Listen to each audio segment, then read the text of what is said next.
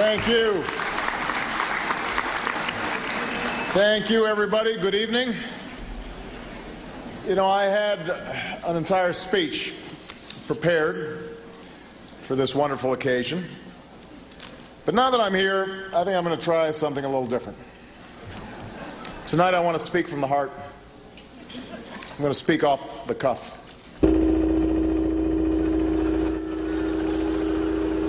Cuff.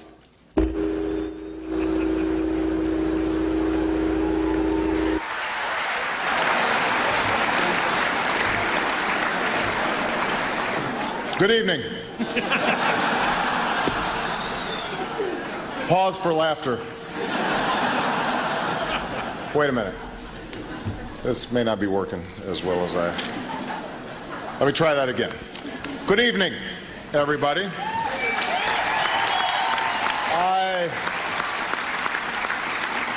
I would like to welcome you all to the 10-day anniversary of my first 100 days. I am Barack Obama. Most of you covered me. All of you voted for me.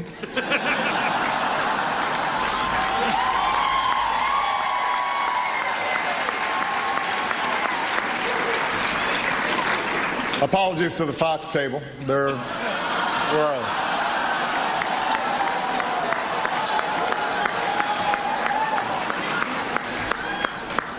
I have to confess I really did not want to be here tonight, but I knew I had to come. Just one more problem that I've inherited from George W. Bush. But now that I'm here, it's great to be here. It's great to see all of you. Michelle Obama is here, First Lady of the United States. Hasn't she been an outstanding First Lady?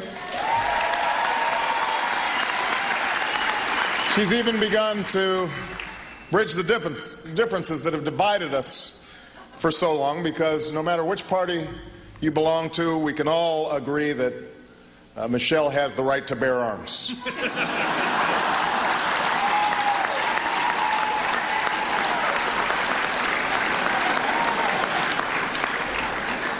Now, Sasha and Malia aren't here tonight because they're grounded. You can't just take Air Force One on a joyride to Manhattan. I don't care whose kids you are. We've been setting some ground rules here. They're starting to get a little carried away. And now, when I think about children, obviously I think about Michelle, and it reminds me that tomorrow is Mother's Day. Happy Mother's Day to all the mothers in the audience. I do have to say, though, that this is a tough holiday for Rahm Emanuel because he's not used to saying the word day after mother.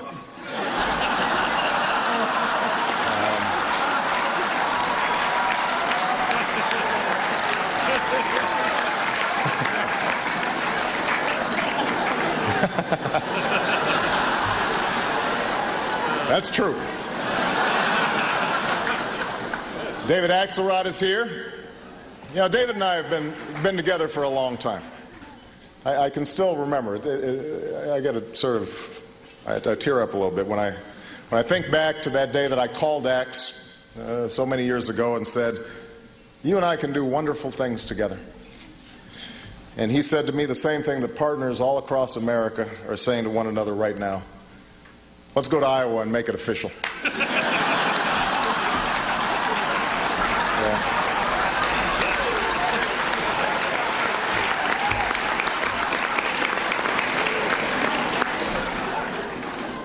Michael Steele is in the house tonight, or as he would say, in the heezy. What's up?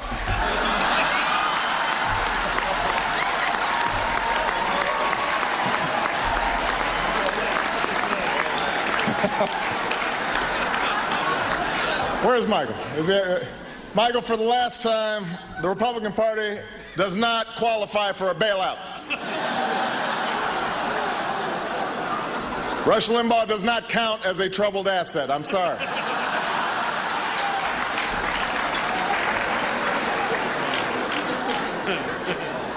Dick Cheney was supposed to be here, but he is very busy working on his memoirs, tentatively titled How to Shoot Friends and Interrogate People.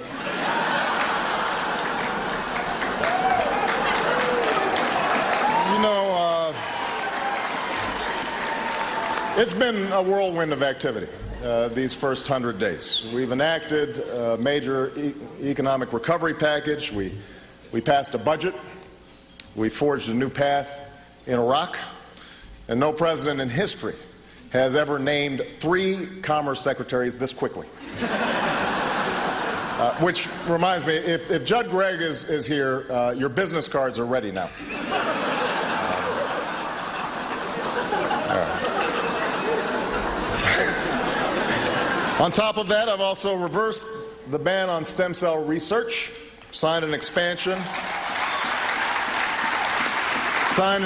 of the children's health insurance.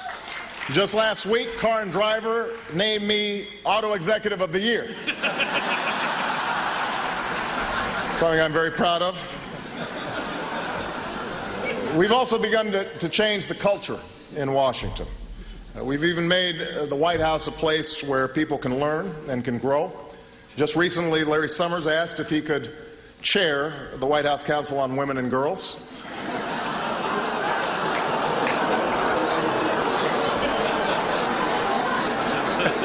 And I do appreciate that Larry's here tonight because it is 7 hours past his bedtime.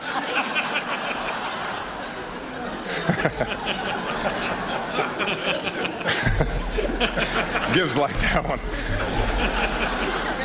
In the last 100 days, we've also grown the Democratic Party by infusing it with new energy and bringing in fresh, young faces like Arlen Specter.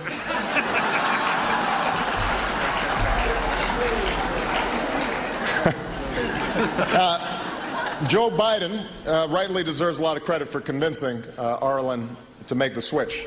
But Secretary Clinton actually had a lot to do with it, too. One day she just pulled him aside and she said, "Arlen, you know what I always say, if you can't beat him, join him."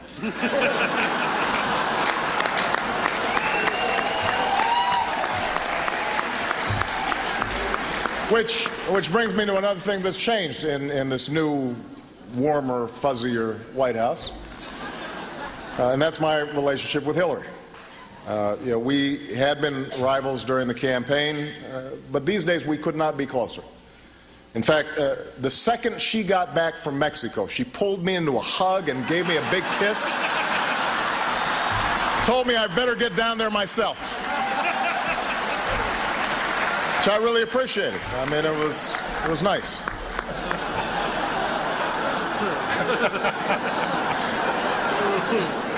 And of course, we've also begun to change America's image in the world. We talked about this during this campaign, and we're starting to execute. We've renewed alliances with important partners and friends. If you look at the screen there I am with Japanese Prime Minister Taro Aso. There I am with Gordon Brown. But as I said during the campaign, we can't just talk to our friends. As hard as it is, we also have to talk to our enemies, and I've begun to do exactly that. Take a look at the monitor there.